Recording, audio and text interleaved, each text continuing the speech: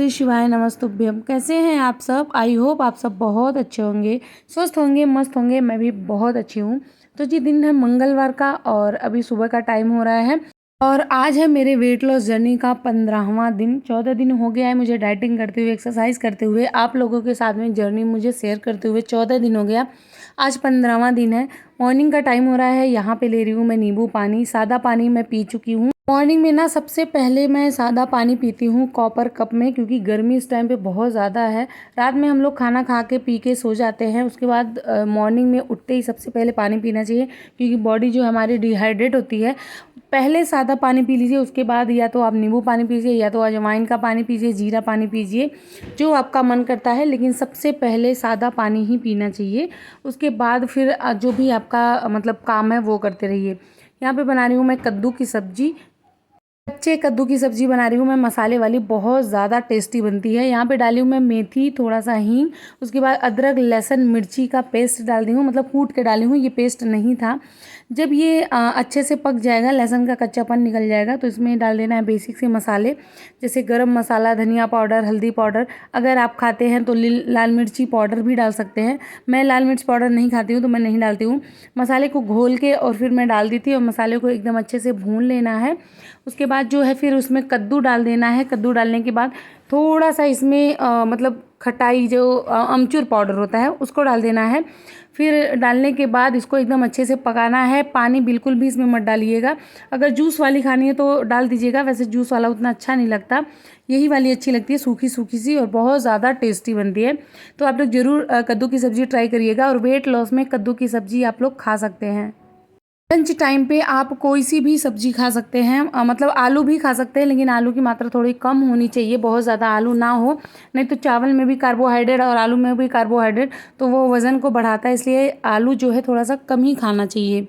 और आज की वीडियो ना बहुत ज़्यादा रिक्वेस्टेड वीडियो है। मुझे नाम नहीं याद आ रहा है, लेकिन मेरे अक्सर वीडियो पे कमेंट आता था, दीदी इडली की रेसिपी बताइए, दीदी इडली की रेसिपी बताइए। मैं अपने वेट लॉस में बहुत ज़्यादा इडली खाती हूँ। आप उसको दोपहर के लंच में भी खा सकती हैं, सुबह में मैं डोसा बना के खाती हूँ, रात के डिनर में भी खा सकते हैं। और आज जो मैं शेयर कर रही हूँ, रात के डिनर में ही इडली की रेसिपी मैं शेयर करूँगी। बहुत ज़्यादा टेस्टी बन के रेडी हुई थी, मतलब सांभर बहुत ज़्यादा टेस्टी बन के रेडी हुआ था। इडली तो नॉर्मल है और इडली इतनी ज़्यादा सॉफ्ट बनती है मेरी। अभी जो है घर का काम हो गया था, उसके बाद फिर मैं चली गई थी नहाने, नहा के आई हूँ, अभी मैं कर रही हूँ एक्सरसाइज।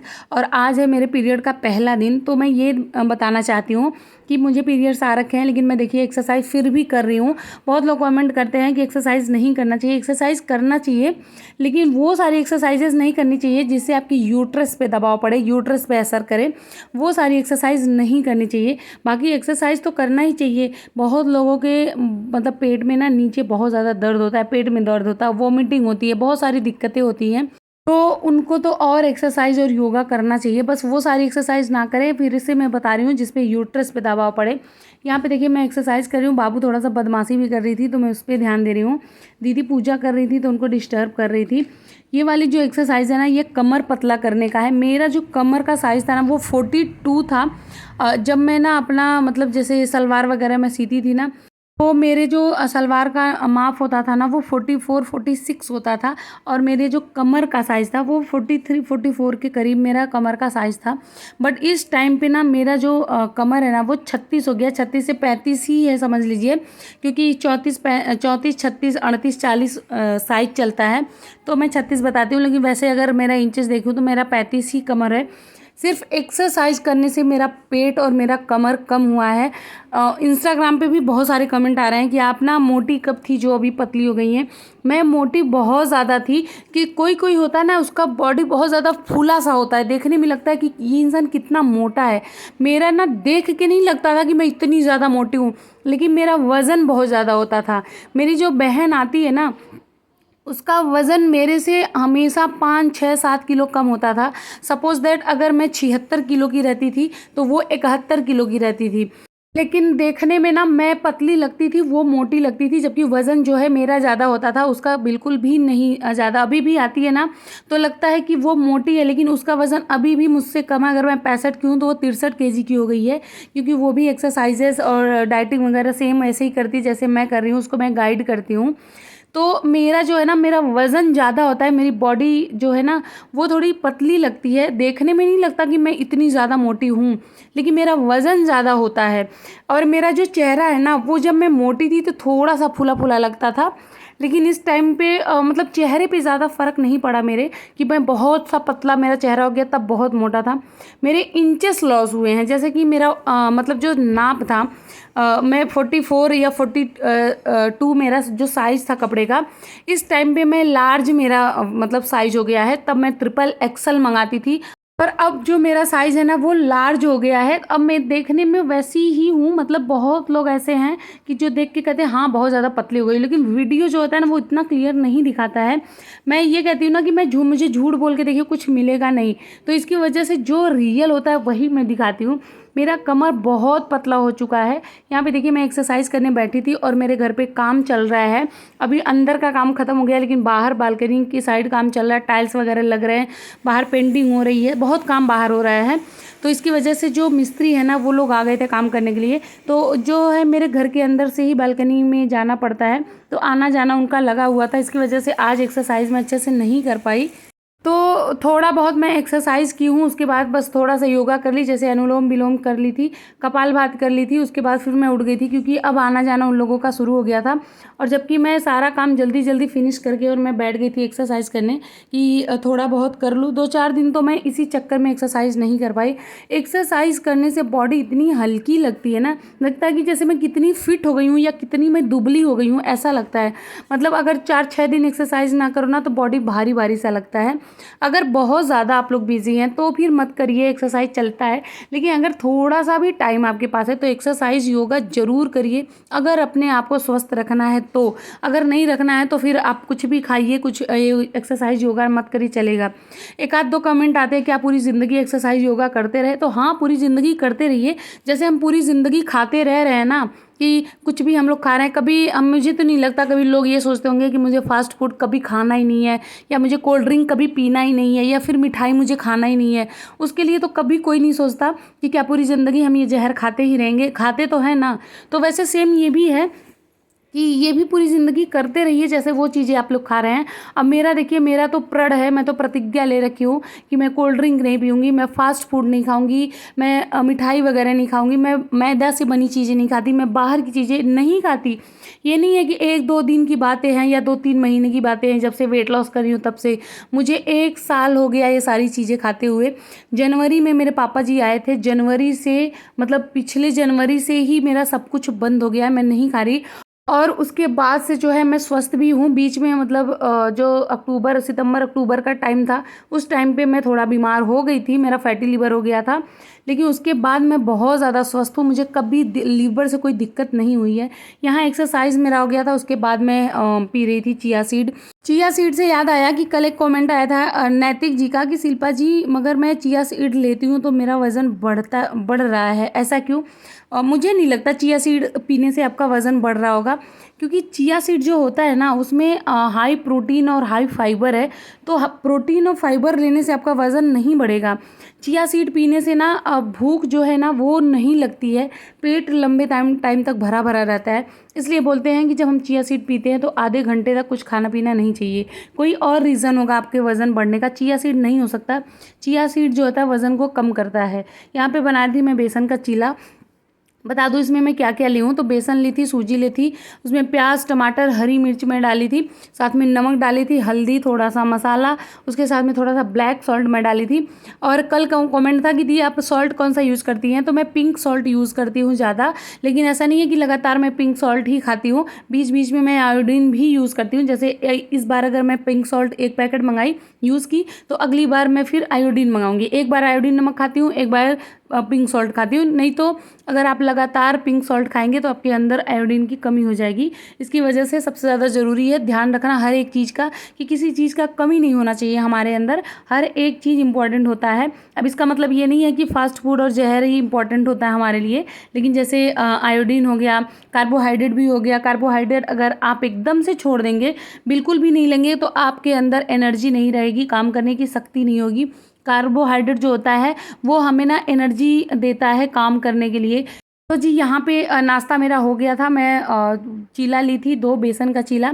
उसके बाद यहाँ पे चल रही हूँ मैं बैटर बनाने के लिए इडली का।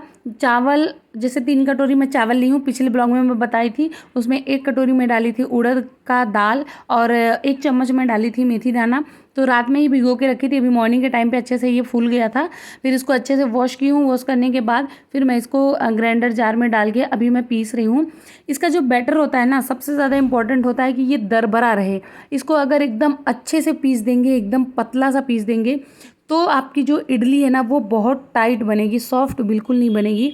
जो ये बैटर होता है ना, ये अंगुली में ऐसे लगा के आप ऐसे मैश करके देखिएगा, पूरा दरबरा लगना चाहिए। मतलब बहुत बड़े बड़े वाले नहीं, छोटी छोटी दाने में दरबरा दरबरा रहे, फिर जानिएगा कि आपका बैटर जो है वो बेस्ट मतलब परफेक्ट बना है। इसको पीसने के बाद पूरा दिन आपको धूप में रख देना है। अगर गर्मी बहुत ज़्यादा है तब तो ये शाम तक ही हो जाएगा। अगर गर्मी नहीं है, ठंडी है, तो जैसे आज मॉर्निंग के टाइम पे पीस के रखिए, अगली मॉर्निंग बनाइए। या फिर जैसे कल शाम को बनाना है तो आज शाम को ही पीस के रख दीजिए ठंडी में। मतलब इसको 24 घंटे का चाहिए आराम, तब जाके फॉर्मेट होता है और अच्छे से इडली बनती है। यहाँ पे इवनिंग का टाइम था। इवनिंग में हस्बैंड और दीदी के लिए मैं बनाई थी चाय, अपने लिए बनाई थी मैं ग्रीन टी। ग्रीन टी ही पीती हूँ मैं, चाय बिल्कुल नहीं पीती और चीनी तो बिल्कुल यूज़ ही नहीं करती। यहाँ पे देखिए मैं सांभर के लिए दाल पहले से बना ली थी। जैसे दाल बनता है ना सिंपली, वैसे दाल बना लेना है। फिर उसमें सब्जियाँ डाल देना है, जैसे कद्दू डालना है, ड्रमस्टिक डाल देना है, बैगन डाल देना है, उसके साथ में उसमें गाजर भी डाल देना है। मैं कभी भी उसमें आलू नहीं डालती हूँ सांभर में। उसके बाद जब दाल पक गई थी तो फिर सारी सब्जियां डाल के 1 सीटी और लगा दी हूँ ताकि सब्जियां अच्छे से पक जाए। यहाँ पे देखिए जो मेरा सुबह के टाइम पे ही से मैं पीस के रखी थी, अभी ये अच्छे से फॉर्मेट हो गया था। अब इसको एकदम अच्छे से मिलाएंगे, कम से कम 4-5 मिनट तक लगातार इसको फेंटते रहना है। यहाँ पे देखिए बैटर अच्छे से मैं फेंट दी थी। उसके बाद अभी लेना है इडली वाला जो भी सांचा होता है वो ले लेना है। फिर मैं इसमें थोड़ा सा मूंगफली का तेल लगा दे रही हूँ। ये जो स्टील वाला होता है ना, इसमें बहुत ज़्यादा चिपकता है, इसलिए तेल लगाना पड़ता है। तेल लगाने से अच्छे से ये निकलता है। और जो एलुमिनियम का होता है शायद, उसमें चिपकता नहीं है, लेकिन एलुमिनियम जो होता है उतना अच्छा नहीं होता है खाना बनाने के लिए। तो इसकी वजह से ना मैं ये स्टील वाला ही ली हूँ। थोड़ा सा इसमें तेल लगा देंगे तो बिल्कुल भी नहीं चिपकता है, एकदम ईजिली आराम से निकल जाता है। तो इसमें एक एक कड़छी थोड़ा थोड़ा सा बैटर मैं डाल देती हूँ। और बैटर जो है ना वो एकदम से पतला नहीं होना चाहिए, बहुत ज़्यादा गाढ़ा भी नहीं होना चाहिए। मतलब यही वाला ना बैटर मैं डोसे के लिए भी यूज़ करती हूँ और यही वाला बैटर मैं इडली के लिए भी यूज़ करती हूँ। सेम मैं डोसा भी बनाती हूँ और इडली भी। यहाँ पे मैं बना रही हूँ सांभर में तड़का लगा रही थी, जिसमें मैं डाली हूँ राई, उसके साथ में कड़ी पत्ता, 2-3 लाल मिर्ची सूखी वाली, उसके बाद हींग डाली हूँ। हींग डालने के बाद फिर मैं डाल दी थी प्याज, और ये सारी चीज़ें को अच्छे से भून लेना है। जब प्याज एकदम अच्छे से भून जाए उसके बाद इसमें डालना है अदरक लहसुन मिर्ची का दरदरा कुटा हुआ पेस्ट। मैं भूल गई थी, उसके जगह पे मैं टमाटर डाल दी थी, लेकिन फिर मुझे याद आया बाद में, तो फिर वापस से मैं अदरक लहसुन मिर्ची कुटा हुआ मैं डाल दी थी, जबकि उससे पहले उसको डालना था, तो वो अच्छे से भून जाता है। लेकिन फिर मैं बाद में डाली क्योंकि मुझे भूल गया था। देखिए यहाँ पे टमाटर भी अच्छे से गल गया है, सारा तड़का जो था वो अच्छे से जल गया था। उसके बाद यहाँ पे मेरा जो है इडली भी बन के रेडी हो गया था, तो मैं निकाल ले रही हूँ। जब इसको गरम गरम निकालते हैं ना तो ये ज़्यादा चिपकता है, और जब थोड़ा सा ठंडा करके निकालते हैं तो उतना ज़्यादा नहीं चिपकता। और तेल लगाने की वजह से देखिए इडली कितनी आराम से निकल रही है, कितनी अच्छे से निकल रही है। प्रिया सिंह जी का कमेंट था, दोपहर को बेसन का चीला खाने के बाद क्या रात को रागी का सूप पी के मतलब रागी का सूप पी सकते हैं? तो बिल्कुल पी सकते हैं, लेकिन जहाँ तक हो सके दोपहर के टाइम पे आप चावल दाल रोटी सब्जी खाइए तो बेस्ट होगा। ये जो चीला है ना, ये मॉर्निंग के नाश्ते में खाइए या शाम के डिनर में भी आप खा सकती हैं। जो सूप है वो मॉर्निंग के नाश्ते में भी पी सकती हैं, रात के डिनर में भी पी सकती हैं, लेकिन रात का जो डिनर है उसमें सबसे ज़्यादा इंपॉर्टेंट होता है। लेकिन दोपहर की लंच में रोटी दाल चावल सब्जी अचार चटनी और उसके साथ में सलाद, ये सब खाएं तो और भी अच्छा है। यहाँ पे तड़का मैं बता दी, तड़का मेरा जल चुका था।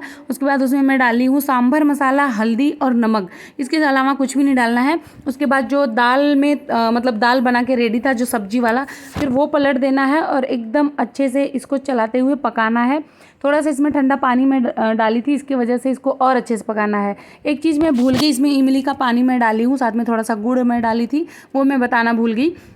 यहाँ पे देखिए इडली बन के रेडी हो गई थी, सांभर भी रेडी हो गया था और मैं अभी हस्बैंड को और दीदी को मैं सर्व कर रही थी और इतना ज़्यादा टेस्टी बना था ना। और मेरे हस्बैंड को ना मेरे हाथ की इडली सांभर बहुत ज़्यादा पसंद है।